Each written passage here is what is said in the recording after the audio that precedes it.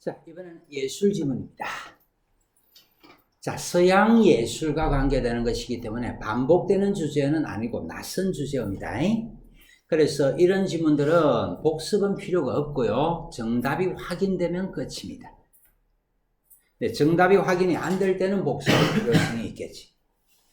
그래서 정답만 만약에 다 맞다 그러면 굳이 복습을 안 해도 상관없어. 자, 22번은 된데 23번 문제. 얘들아, 무엇을 묻고 있노? 기억의 내용을 묻고 있지. 그런데 이런 기억의 내용을 물을 때 기억을 가지고 답 잡으면 틀린데, 낚인데, 뭘 가지고 잡아줘야 되니? 23번 문제 같은 경우 기억을 묻고 있지만 기억을 가지고 답을 잡아주는 것이 아니고 단락의 요지를 가지고 답을 잡아주셔야 돼. 특히 문학 지문에서 이런 문제가 나오면 너네들이 많이 낚이거든요. 기억, 니은, 디귿, 열미음을 물어볼 때. 여러분, 국어라는 것은 해석이 가능한 과목이기 때문에 주관적으로 접근할 수가 있거든요. 그게 항상 문제거든. 그럼 주관적으로 접근하지 않고 객관적으로 잡아줄 때는 문학 지문 같은 경우는 지문 전체의 흐름이 어떻게 되느냐, 독서 지문 같은 경우는 단락의 흐름이 어떻게 되느냐를 가지고 답을 잡으려고 덤벼들어야지. 기억, 니은, 디귿, 열미음 가지고 답 잡는 거 아니다. 자, 24번 문제인데 이게 완벽하게 과정의 전개 방식이에요. 완벽하게 과정의 전개 방식을 가지고 있네. 말 되겠냐? 일단 고딕 양식이란 것이 있는데 그 고딕 양식에 대해서 반기를 든 것이 르네상스 양식이라 그랬으니까 고딕 양식 다음에 나온 것이 르네상스 양식이란 얘기잖아. 르네상스 양식 다음에 나온 것이 매너리즘이란 얘기잖아. 나중에 그 보기는 다시 읽어보도록 하고요. 이런 것들이 과정의 전개 방식이다. 오케이? 그런데 독서 지문을 잘 하려면 어쨌거나 여러분들 가장 쉽게 생각을 할 수 있는 것이 과정이냐 과정이 아니냐, 우선 이거는 판단할 줄 알아야 된다. 대부분의 경우에 망조가 되는 경우가 과정의 전개 방식에서 핵심적 내용을 찾고 있기 때문에 망하는 경우들이 많아. 그 다음에 과정의 전개 방식은 너네들 시험 치면 한 지문 정도는 과정의 전개 방식이 나온다고 봐야 된다. 네 지문 중에서 한 지문 정도는 과정의 전개 방식이 나온다고 봐야 된다. 들어갑니다. 중세 시대에는 종교 건축 분야의 눈부신 발전이 이루어졌는데, 얘들아, 혹시 세계사나 문화사 수업을 할 때 중세 암흑기라는 말 들어본 적 있니? 중세 암흑기는 누가 절대적 권력을 가지고 있던 시기고, 교황, 교권이 세속을 완전 군합발로 짓밟아버린 시기잖아. 그래서 우리가 세계사 수업을 할 때도 교과서 본문에서 중세 암흑기라는 말을 바로 쓴대. 말뜻 오케이? 그래서 중세 시대에는 종교 건축물이 발전했다, 그런 얘기네. 대표적인 것이 로마네스크 양식과 고딕 양식이다. 로마네스크 양식, 동글베.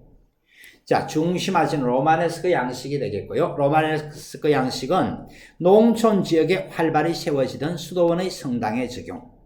그 다음에 뭐라 그랬니? 로마의 영향을 받아 둥근 아치 형태였던 천장은 석재로 만들어져 매우 무거웠다. 벽도 두껍고 웅장하게 지어졌다. 채광이 대체로 부족해 어두웠다까지. 밑줄이 더럽게 많다, 그지? 그래서 이런 이 서양 예술 같은 경우도 디테일하게 나올 때 좀 짜증나는 글이다, 이런 글들은. 그런데 그 뒤에 보니까 뭐가 나왔니? 이러한 세모. 일컬어서 무슨은 지시어. 지시어가 나와 있으니까 가장 발전된 내용은 그 뒤에 있는 거야. 뭐라고요? 그래서 성당의 엄숙한 분위기, 밑줄 쫙 꺼두시면 되겠죠. 자, 똑같은 얘기인데 이걸 갖다가 다 기억을 할 수 있으면 좋겠지만 다 기억을 할 수는 있나 없나? 없어. 없으니까 첫 번째 단락에서는 일단 너가 어느 정도까지는 기억을 해가야 되노? 로마네스크 양식은 성당의 엄숙한 분위기를 자아냈다. 이거는 기억을 하셔야 되는 거고, 이러한 뒤의 내용을 기억을 하셔야 되는 거고, 나머지는 1대1 대응해서 정답을 확인하기 위해서 밑줄만 꺼두는 거라고. 나중에 로마네스크 양식과 관계된 문제가 있을 때 정답을 확인하기 위해서 밑줄을 긋는 거고, 밑줄 긋다고 해서 그걸 다 머릿속에 기억할 수는 없다고. 오케이? 자, 일단 첫 번째 단락 내용 정리해라. 로마네스크 양식의 엄숙한 분위기. 이 정도까지가 머릿속에 남아주면 되는 거다. 됐습니까? 두 번째 단락 갑니다. 이러한 세모. 여러분들 지시어가 나와 있어. 앞단락 요약한 것이 로마네스크 양식의 변형을 거쳐까지. 자, 잠깐만 화면 좀 봐봐라. 여기 보니까 로마네스크 양식이란 말이 있고, 여기 보니까 고딕 양식이란 말이 있지. 화제어가 몇 개인 것처럼 보이노? 두 개인 것처럼 보이지. 그런데 두 번째 단락에서 이러한 로마네스크 양식, 그렇게 얘기를 했잖아. 그러면 첫 번째 단락의 진짜 중심 화제는 두 개가 한 개가? 한 개. 뭘 보면서 또 확인해 볼 수 있노? 이러한. 그래서 두 번째 단락에서 이러한 하고 나와 있으니까 앞단락 내용을 요약을 해주는 거나 마찬가지인 거라. 앞단락은 로마네스크 양식, 고딕 양식에 대한 얘기가 아닙니다. 로마네스크 양식에 대한 얘기입니다. 이러한. 아시겠지? 그래서 두 번째 단락에서 이제 고딕 양식에 대해서 다루고자 하는 거다. 그래서 이런 경우도 여러분들이 물어볼 때는 선생님 첫 번째 단락에서 화제어가 두 개 아닙니까? 라고 물어볼 수가 있는 건데, 두 번째 단락의 지시어를 통해서 첫 번째 단락의 화제어가 하나밖에 없다는 걸 우리 또 확인해 볼 수 있는 거다. 말뜻 오케이? 갑니다. 자, 고딕 양식은 어떻지? 당시의 철학에서는 신의 존재를 입증하고자 노력했는데, 여러분들 중세는 어쨌거나 신중심의 사회고요. 신중심의 사회에서 신의 존재를 입증하고자 노력했는데, 문제는 25번 문제입니다. 여러분들 입증이란 말이 무슨 말이지? 증명이란 말하고 똑같은 말이 돼.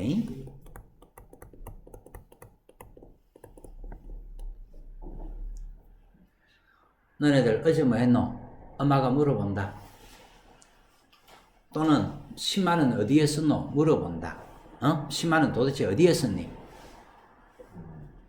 그랬을 때 너는 엄마한테 무엇만 밝혀주면 되노? 헛된 짓을 안 하고 필요한 데 썼다는 것만 증명을 해주면 되지. 근데 그런 것들은 논리적으로 증명해 줄 필요는 있나? 그냥 엄마가 10만원 어디에 썼노? 라고 물어볼 때 10만원 어디에 썼다라는 것만 이야기를 해주면 되는 것이지, 논리적으로 증명을 할 필요는 없지. 입증이란 것은 증명하는 말하고 똑같은 거대. 그런데 25번의 선택지 1번. 옳고 그름을 이유를 들어서 밝히는 거라 그랬잖아. 이거는 단순한 증명이가 논리적 증명이가. 이거는 논리적으로 증명하다, 그런 얘기다.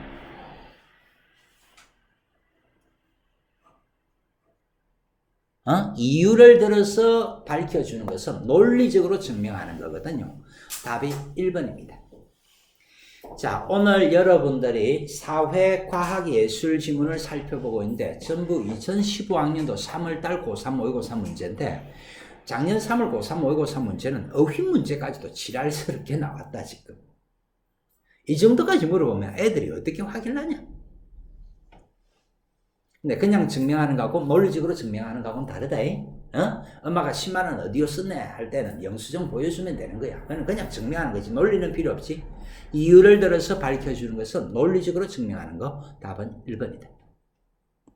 문제가 좀 짜증난다. 작년 3월 모의고사가 유달리 조금 그래.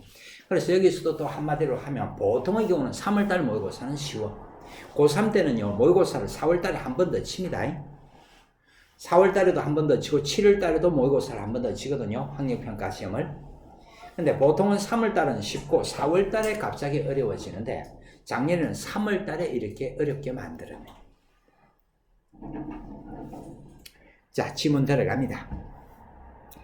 고딕 양식은 이러한 흐름에 영향을 받아 신의 존재를 감각적으로 체험할 수 있는 건축물로 탄생 밑줄 거라. 신의 존재를 감각적으로 체험할 수 있는 건축물로 탄생 밑줄 거고, 쏟아지는 빛이 신의 현현이라고 생각한 당대의 사람들은 고딕 양식을 통해 신비한 빛으로 가득 찬 성당을 건설 밑줄. 그러니까 이 단락은 여러분들 중심화제가 뭐고? 고딕 양식. 기억을 어떻게 기억을 해야 되겠노? 여기서는 뭐 특별히 강조하는 내용이 없잖아. 그러니까 기억을 하는 것은 우리가 순간 암기를 하는 것은 고딕 양식의 특성에 대해서 설명하고 있는 것 같다. 이런 정도로만 기억을 해두시면 되고, 나중에 문제가 나왔을 때 밑줄 끈 것과 1:1 대응을 시켜주면 되는 거라고. 세 번째 단락 들어갑니다. 그런데 세모. 무슨 관계의 접속어니? 화재 전환의 접속어가 나왔지. 화재 전환의 접속어가 나왔다는 얘기는 로마네스크 양식, 고딕 양식 말고 뭔가 또 다른 이야기를 해보고자 하는 건 거라. 로마네스크 양식, 고딕 양식이 아닌 또 다른 어떤 걸 얘기를 해보고자 하는 거. 그래서 뭐 빛의 양을 늘리기 위해서, 여러분들 세 번째 단락에서는 어떻게 하면 빛의 양을 늘릴 수 있을까? 그게 지금 다루고자 하는 내용이다. 아시겠느냐? 그런데 라고 나왔을 순간은 이미 로마네스크 고딕 양식이 아닌 다른 내용을 다루고 있을 거라는 거야. 빛의 양을 늘리기 위해서. 창의 면적이 넓어야 했다. 창을 크게 만들기 위해서는 건물이 높아져야 하는데, 이렇게 되면 무거운 천장과 벽을 지탱하기 어렵다는 문제가 생긴다. 문제 동글뱅. 여러분들 여기까지 내용은 뭡니까? 빛의 양을 늘리는 문제가 있더라, 그런 얘기야. 빛의 양을 늘리는 문제가 있더라, 그렇게 얘기를 한 거다. 이까지는 딱 그만큼만 이해를 하시면 돼. 빛의 양을 늘리는 문제가 있더라. 그래서 세모.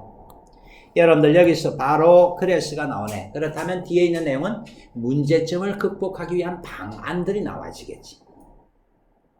말 되겠습니까? 문제점을 극복하기 위한 방안들이 나와 있을 건데, 창문을 크게 만드는 대신 성당 내부의 벽을 바깥에서 떠받치기 위해 버트레스와 플라잉 버트레스를 만들어 높아진 건물을 지탱하게 했다.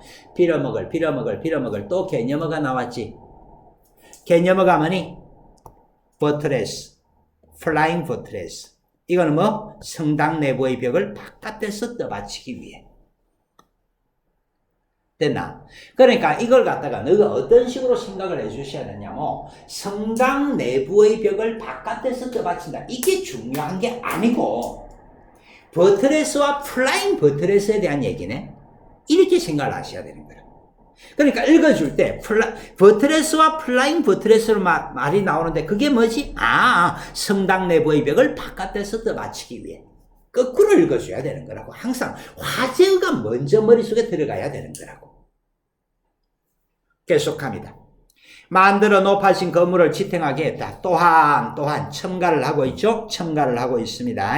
앞에서 밑줄을 껐으니까 뒤에서도 밑줄을 껐는데, 천장을 뾰족하게 솟아오른 형태로 구한 밑줄을 껐고요. 포인티드 아치 동글뱅.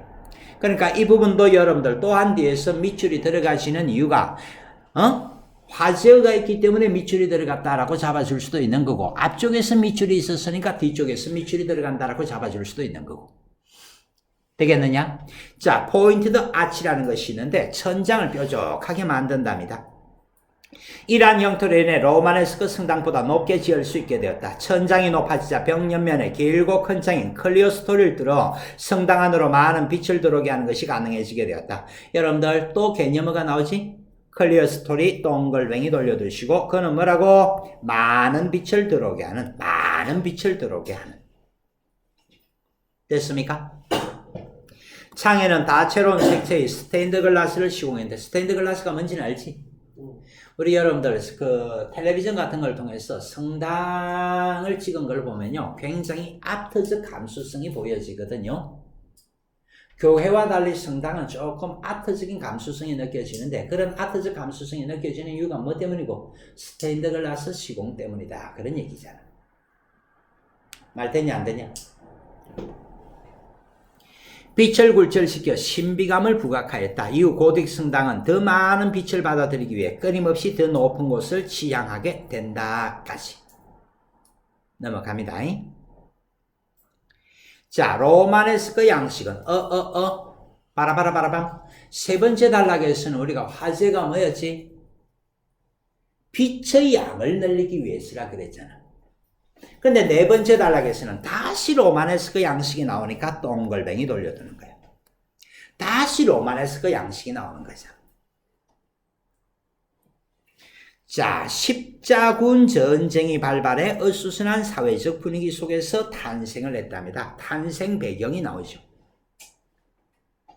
여러분들, 현대 사회의 가장 큰 문제 중에 하나가 기독교 문명하고 이슬람 문명의 대립과 갈등이거든요. 뭐 IS 조직 어쩌고 저쩌고 들어봤지? 기독교 문명하고 이슬람 문명의 대립인데 그 출발점이 여기 있네. 십자군 전쟁. 우리 매화, 난초, 국화, 대나무 이런 것들을 지조와 절개의 상징이라고 얘기를 하지? 그런 상징을 관습적 상징이라고 한다. 관습적 상징이 어떤 것이냐 그러면 교육에 의해서 형성되는 상징을 관습적 상징이라 그러거든. 비둘기를 보면서 평화의 상징이라고 얘기를 하잖아. 배워서 아는 거거든. 갑자기 그 말을 왜 합니까, 선생님? 얘들아, 이슬람 문명에서는 십자가가 무엇의 상징이겠노? 악마의 상징이야. 왜냐 그러니까 십자군 원정을 통해서 쌍코피가 터졌었거든. 그때의 이슬람인들을 두드려 패던 사람들이 십자가를 들고 있었잖아. 그러니까 그 이후로 이슬람 문명권에서는 십자가라는 것은 악마의 상징이야. 근데 겁대가리 없이 이슬람 문명에 가면서 목걸이를 십자가 하고 갔다가는 어떻게 되겠노?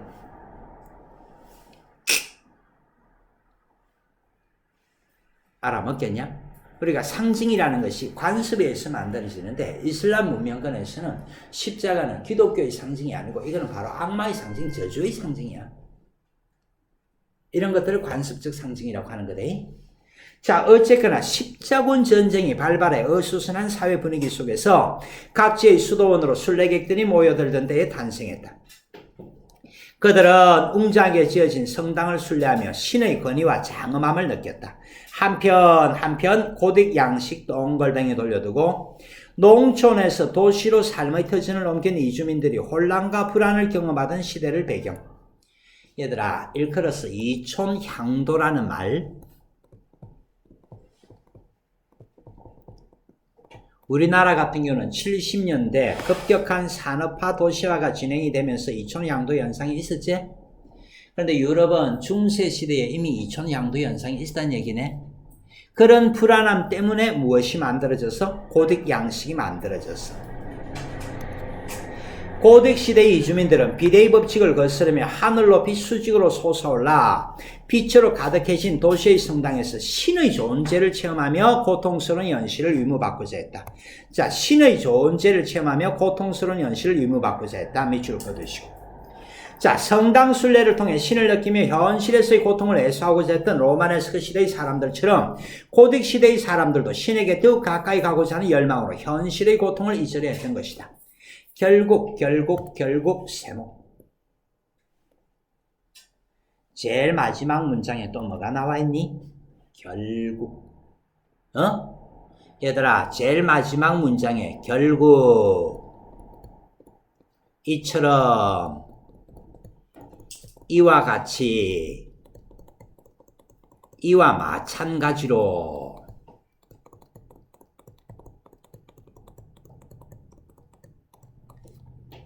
제일 마지막 문장에 결국 이처럼 이와 같이 이와 마찬가지로 그러면 이것들이 다 무엇의 기능을 가지고 있어? 요약의 기능을 가지고 있어. 오케이? 오늘 1500자 분량의 글을 읽었습니다. 1500자 분량을 가장 압축적으로 요약해 보세요. 초월적 세계에 대한 중세 사람들의 종교적 열망.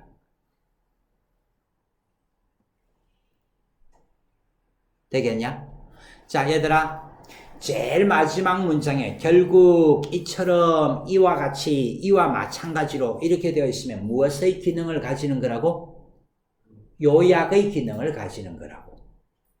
오늘 로마네스크 양식과 고딕 양식에 대해서 배웠는데 로마네스크 양식, 고딕 양식을 가장 압축적으로 요약해봐. 뭐라 그랬니? 초월적 세계에 대한 종교적 열망. 글을 자꾸만 구조적으로 읽으려고 노력을 해라. 한 줄 한 줄 읽어 들어가는 것이 아니고 어느 지점에서 뭐가 있으니까 결국 전체가 이렇게 읽혀지네. 되나 안 되나? 그래서 오늘 글은 정리를 하면 로마네스크 양식과 고딕 양식은 초월적 세계에 대한 종교적 열망을 표현하고 있는 것이다. 이게 그냥 오늘 글의 내용인 거야. 결국. 오케이? 자, 문제 들어갑니다. 고딕 시대 사람들은 신의 존재를 체험. 둥근 아치형 천장은 로마의 영향. 여러분들 이런 것들은 지금 기억을 못 하거든요. 기억을 못 한다면 로마네스크 양식이 첫 번째 단락에서 동글뱅이 돌린 게 있었고 네 번째 단락에서 동글뱅이 돌린 것이 있었잖아. 거기 찾아가지고 밑줄을 확인해 주면 되는 거라고. 그 다음에 선택지 3번. 로마네스크 양식은 십자군 전쟁이 발발한. 되겠지? 자, 고딕 양식은 도시에서 농촌으로 옮겨 지어져? 여러분들, 도시에서 농촌으로 옮겨갔다 그랬나? 농촌에서 도시로 옮겨갔다 그랬나? 답이 몇 번이고? 4번. 23번 문제. 기억을 묻고 있지만 기억을 찾아주시면 안 됩니다. 단락 전체의 내용을 이해를 하셔야 됩니다. 단락 전체의 내용을 이해를 하시면 여러분들 무엇의 양을 늘리기 위해서?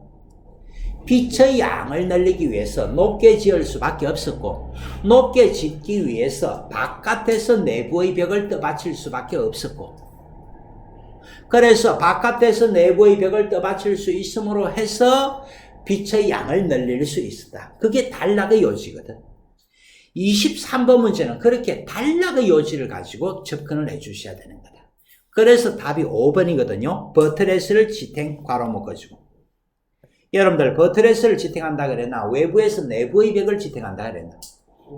자, 전체의 흐름을 가지고 잡아주는 거라고. 이런 걸 갖다가 기억을 가지고 일일이 확인하면 헷갈려. 헷갈려. 그러니까 틀린다 말이 아니고 애매모호. 미스터 애매모호. 마마무 노래 보면 미스터 애매모호라는 노래 있지? 애매모호해진다 말이다. 알겠냐? 그래서 전체의 흐름이 뭔가를 한번 생각을 하면서 답을 접근하면 답을 쉽게 판단할 수가 있다. 기억을 보려고 하지 말고.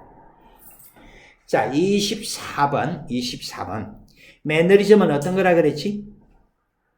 르네상스 양식의 비례 법칙으로는 혼란한 사회상을 표현할 수 없다고 보고 일탈과 변형을 추구,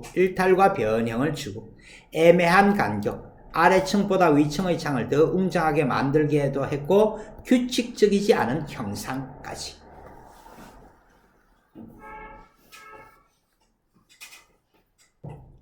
말 됐습니까? 그래서 이런 것들을 통해서 보고자 하는데 선택지 1번.